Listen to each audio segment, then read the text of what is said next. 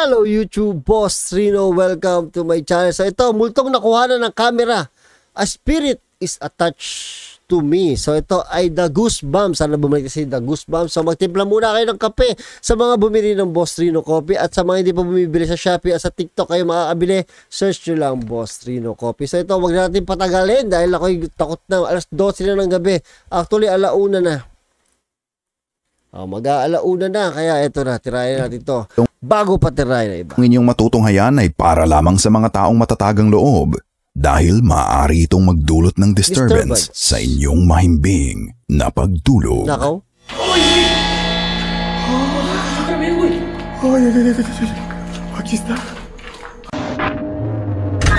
Maganda to ah. Parang suspense to ah. Top 5 Ghosts Caught on Tape. Clark Tatakutan. Oy, Clark. Para sa unang video natin ngayong gabi, sundan natin ang eksplorasyon ng Urban Explorer at Pinoy Clark Hospital umaga. Ghost Hunter na si Marlon Acevedo. Sa videong kanyang ini-upload noong October 22, 2021, ibinahagi niya sa atin ang iba't ibang kababalaghan na nakuhaan niya sa paligid ng Clark Air Base. Partikular sa abandonadong ospital nito. Madugo ang kasaysayan ng Clark Air Base Hospital sapagkat dito dinala at ginamot ang mga sundalong lumaban, napuruhan at nasawi sa Vietnam War. Itinayo ito ng United States Air Force noong 1960s at tuluyang naabandona noong pumutok ang Mount Pinatubo noong 1991. Hindi nalingid sa kaalaman ng marami na ang Clark Air Base ay isa sa mga kilalang haunted location sa Asia. Na-feature na ito ng international media gaya na lamang ng National Geographic sa seryeng I Wouldn't Go In There. Oh my God. Gayunman, pinuntahan at nilibot pa rin ito ni Marlon. Ito ang kanyang mga nakita at narinig. Ito umaga pala, ganito pala itsura nito sa umaga, no?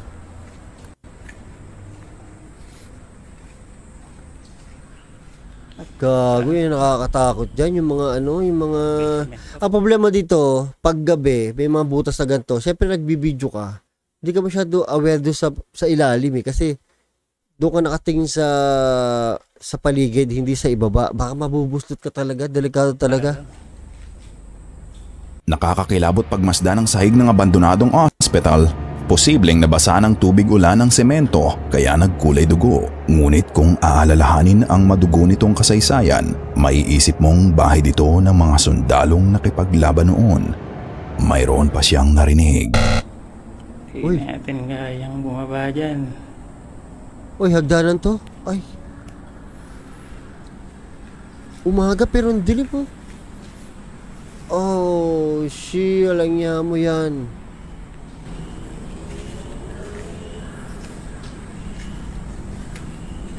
Narinig mo ba yon? Kung oo, malamang ay hindi ka natuwasan narinig mo lalo na kung may pagka-conservative ka. Kung hindi, pakinggan mong maigi at maiintindihan mo ang bulong. Oo nga. Tang na. Ganun, tang. Ayaw magsalita. Basta pakinggan nyo mabuti.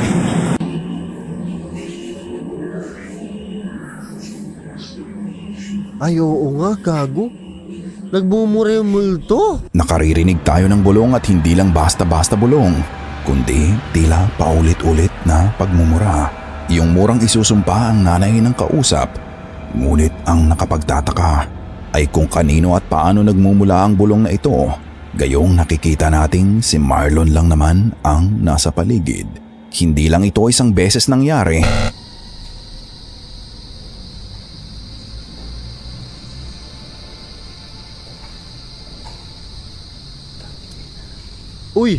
Uy, ang linaw nun. Hayop ka ba't na bumura? Maaari nga bang bulong ito ng isang kaluluwang nag-aamok? Ano ang sa tingin mo? Akala ko nga sa likod ko nagmura eh. At bukod sa mga bulong na ito,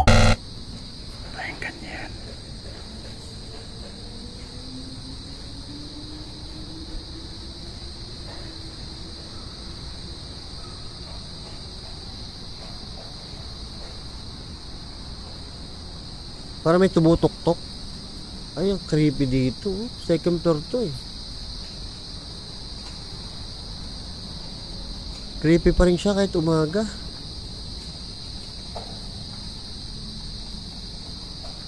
Parang may nagkakalkal. Ano kaya kinakalkal nun? Hindi mo siguro babae yun.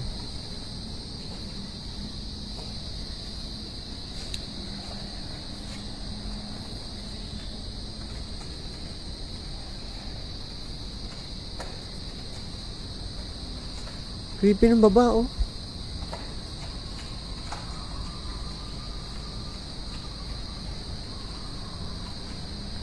May mga kaluskos na narinig sa paligid, palakas ng palakas. Ngunit saan man tumingin, hindi mo makikita ang salarin.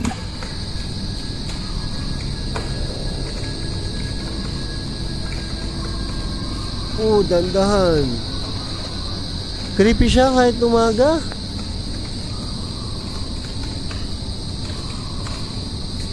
Nakapagtatakang kahit tanghaling tapat ay hindi mahanap ang pinagmumula ng bulong at kaluskos. Walang dilim na mapagtataguan ng mga nilalang sa paligid. Nasaan kaya sila? Ikaw, matatagalan mo bang libutin ang abandonadong Clark Air Base? Wala siyang kasama eh, kasi yung kanyang phone ay dual. Isa sa harap, isa sa likod. Parang yung kay Val yung gamit niya. Pag nag-hunting kami, gano'n yung ginagamit niya sa kanyang ghost hunting. So makikita mo, wala siya talagang kasama. Room entities. Ipinadala na AJ David sa amin ang videong ito. Katawa-tawa, tapos lahat yan, oh. Wala ring kan dyan. Oh, may nakatayo dun. Katawa-tawa. Gabi. Ay, dandan! Oh. Mga katawa-tawa, ayop. Tahimik. Ito ang kwento sa likod May nakatayo. ng video. Unang ipinadala ni AJ ito sa kanyang nobya para sanang ipakitang nagpunta siya sa eskwela para kumuha ng isang document. Ngunit pagdating, saka na lamang niya na lamang nag-uwian na pala ang lahat ng tao, kaya naman isang bakanting campus ang kanyang naabutan. Sa inis, ikinuwento niya ito sa nobya at kinuna ng video ang paligid. Nang mapanood ng kanyang nobya ang video, saka lamang nila lubusang naabandona ang eskwela. Mayroon pa palang ibang nilalang na naroroon bukod kay AJ. Sa simula ng video, makikita nating itinutok ni AJ ang camera sa isang silid-aralan. Mabilis niya rin itong nilagpasan. Lingid sa kanyang kaalaman, sa bahaging ito mayroon siyang nahagip na ikinagulat ng kanyang nobya. Wala ring kan dyan. Sa loob at sa gilid ng silid-aralan, makikita natin ang isang anino na nakatayo. Ang figure ito ng isang babaeng may mahabang buhok at tila ba nakatayo ito sa may pinto patungo sa CR ng classroom. Si Jesselyn Grace ay isang lifestyle tech at fashion vlogger na halos 1.5 million na rin ang subscribers. Dahil sa kanyang mga trendy content na umaapila sa mga kabataan ngayon, never in her career na makikita niya ang sarili sa ganitong sitwasyon. Ngunit sabi nga niya, I have a ghost living in my room. Nagsimula ang mga pangyayaring ito nang bumisita ang kanyang tito sa kanila at punahin ang pagiging messy ng kanyang kwarto. Noong panahon ring iyon ay daladala ng kanyang tito ang isang GoPro camera na kadalasan ay ginagamit para sa skateboarding. Ngunit nang makuhaan ng video ang kwarto niya. And then we go back to my room. Okay. And again, you know, there's no one with a black flashlight. Oh, what's that? So, do you see it? Like, okay, let's look at right now the footage. It's not focusing. Okay, do you guys see that? Oh. Right, so I see it under her desk area, not desk, but like her vanity. Now it's like right there.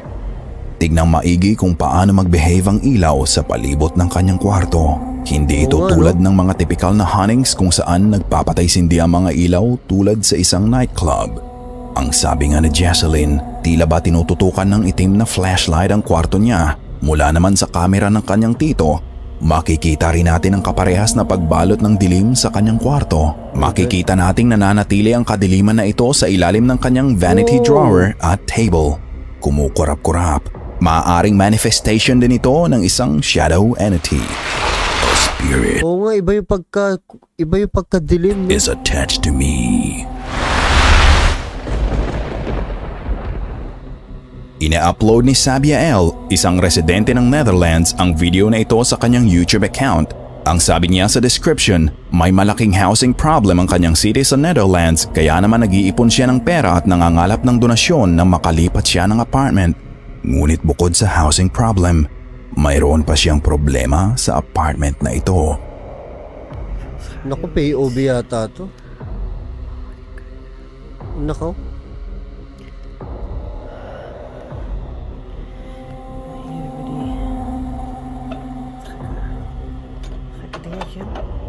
Ay, dandahan. Ano yan?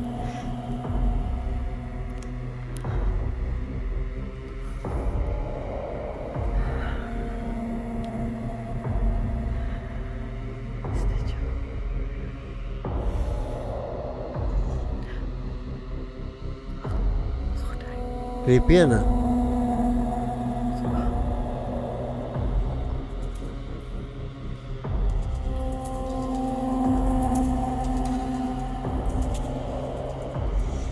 Wow. Baka hangin lang, baka hangin lang. Oh shit.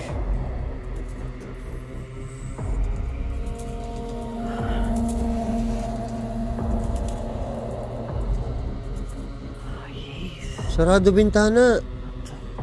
Oh, sarado nga. Oh, sarado. Ano yun? Gago, legit yun ah.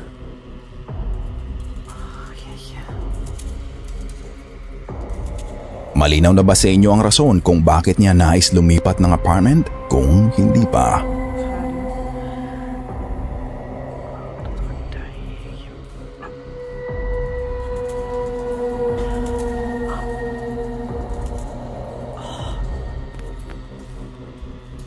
Ang dilim niyan, tol.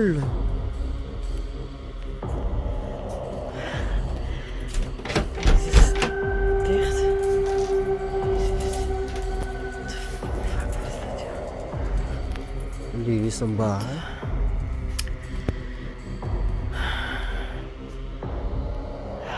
Ay, Diyos ko.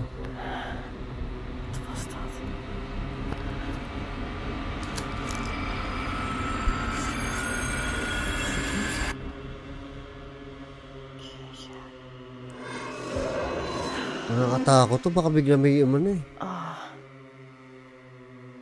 Echt. What the fuck was dat, ja?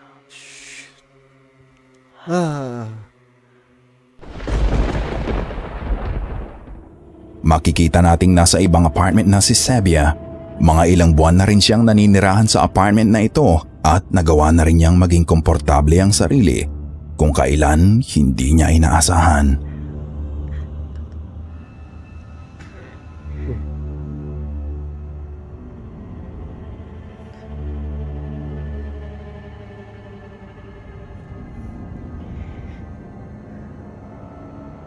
Puta, baka may biglang lumabas dyan ah.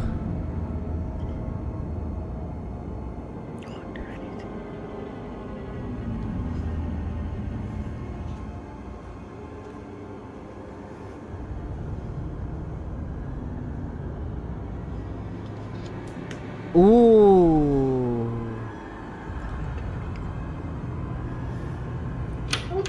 Isa na namang paranormal activity ang nasaksihan niya. Nang mapansin niyang nagpapatay-sindi ang ilaw sa kanyang walk-in closet, agad niyang kinuha ang phone para kumuha ng video. Nang matigil ang pagpapatay-sindi ng ilaw, ay agad niyang chinek kung ano ang nasa closet niya. Ngunit wala siyang natagpuan.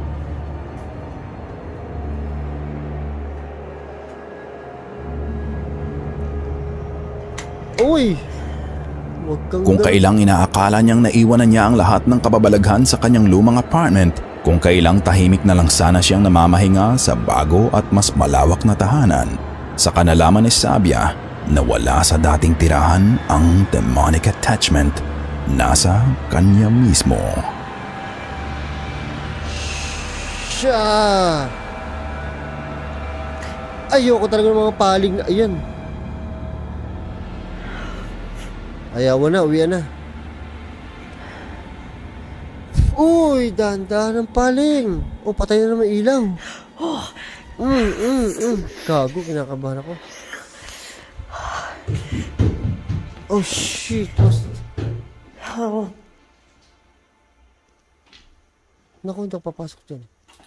Ay, tangin ko ng ganito. Ik durf echt niet. Donder op, ik ga er niet naartoe. Gago, kinikilabutan ako. Nang makita niyang gumigewang-gewang ang mga nakasabit na ilaw sa dining table, makikita natin ang pagkagulat niya paglingon sa pasilyo kung nasaan ang hagdanan. Ngunit hindi natin lubusang nakita kung ano ang kanyang ikinagulat kapag in-enhance ang video. Oh shit, may nakatayo.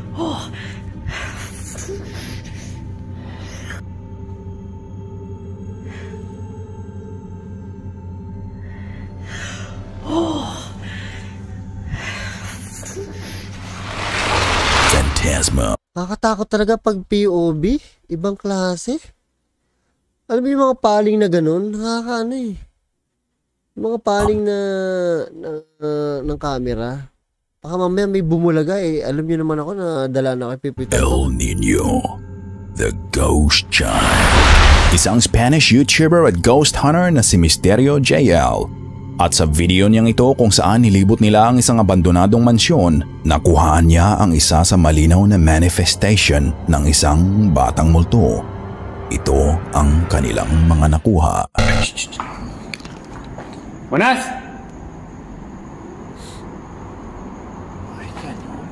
Se escucha como una voz, ¿verdad?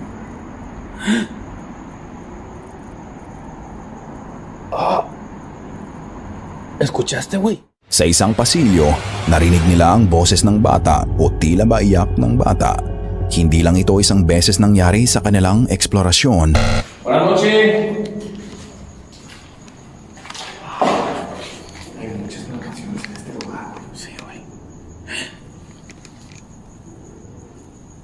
Oh, meron nga. Mira, ya la quemaron, colombiano, mira esa figura.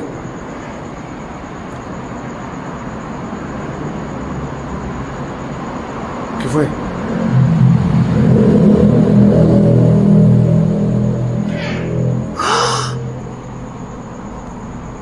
Ay, Dios, sí. Bukod sa pag-iyak o pag-uha ng sanggol, narinig din nilang umusal ng mga salita ang batang naririnig sa paligid.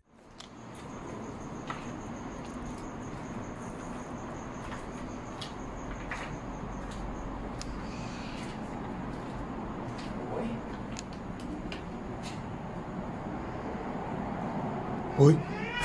Wow, meron talaga. Hoy.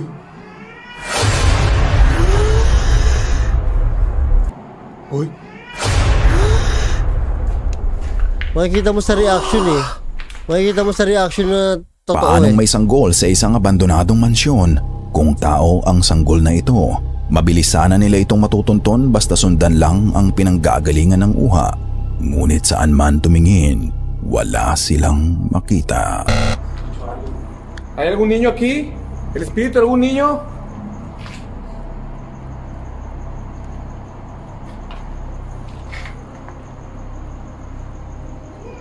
¡Ay, güey! ¡Otra vez, güey! Heto nga at narinig pa nilang bumati ng hola o hello sa Ingles ang bata. Ngunit nasaan ito?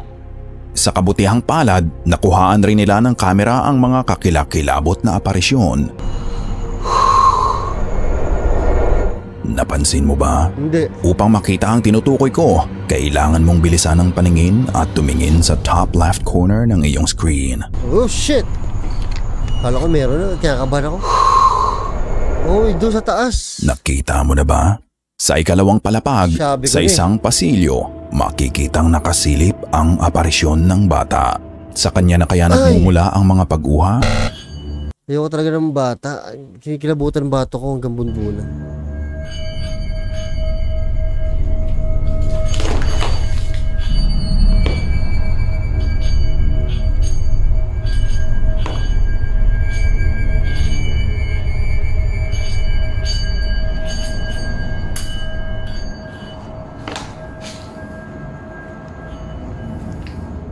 Sa parteng ito, mukhang nagkaroon sila ng close encounter sa batang multo. Maging ang cameraman ay nakapansin sa nagdaang anino sa likod ni Misterio.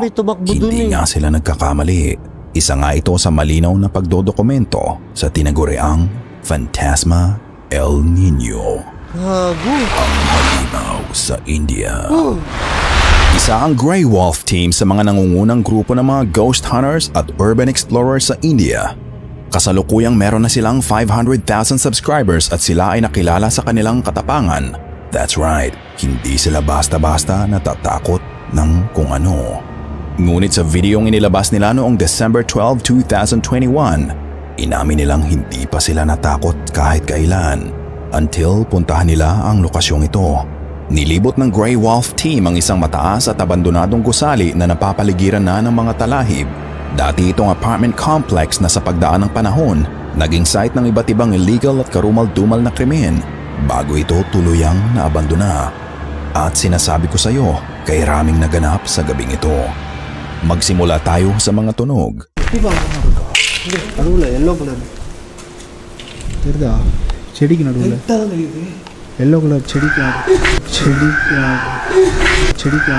Isang kakaibang sigaw ang narinig nila mula sa malayo. Lagi may sigaw sa kanila, no?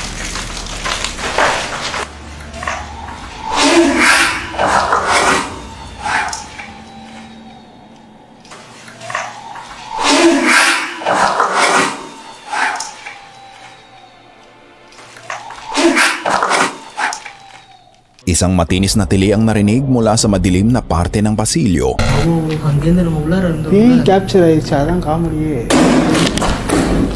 Siyempre, hindi nawala ang mga kalabog. Ngunit bukod diyan, ito ang mga tunog na mas mahirap maipaliwanag.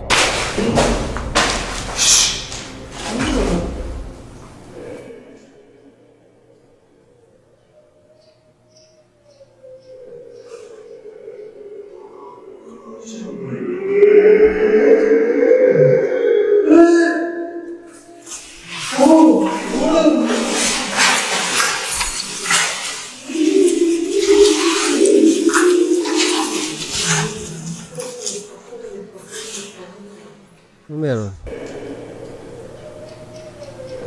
May umiiyak.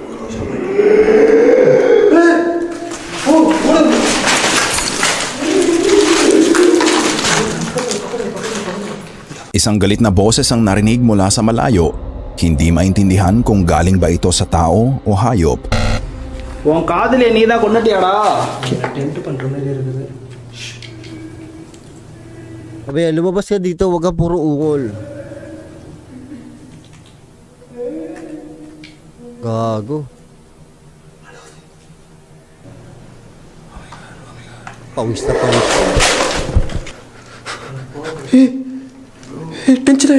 Ang isang pag-iyak o pag-ungol ay bigla na lamang naging pag-atungal. Tila ba galit na galit o nahihirapan ng kung anumang pinanggagalingan ng boses. Ngunit saan ito nagmumula? Nakuhaan rin nila ang mga anino.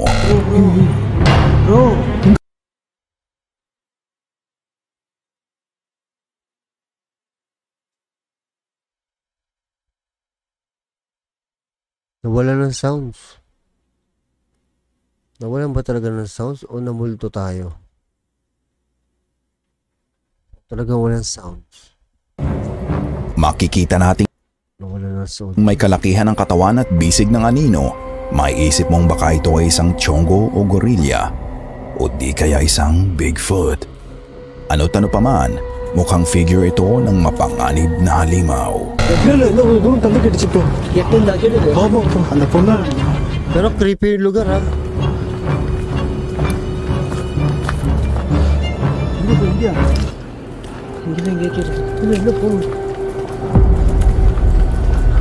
Ako, may nakita nga. Mukhang papalapit sila ng papalapit dito. Nakatakda nila itong makaengkwentro. Alo ko po.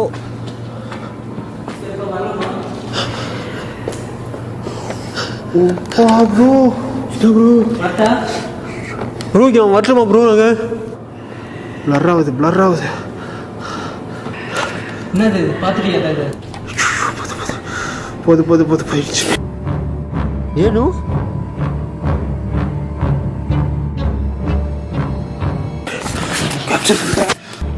Wala, takot na ako si Grey Wolf.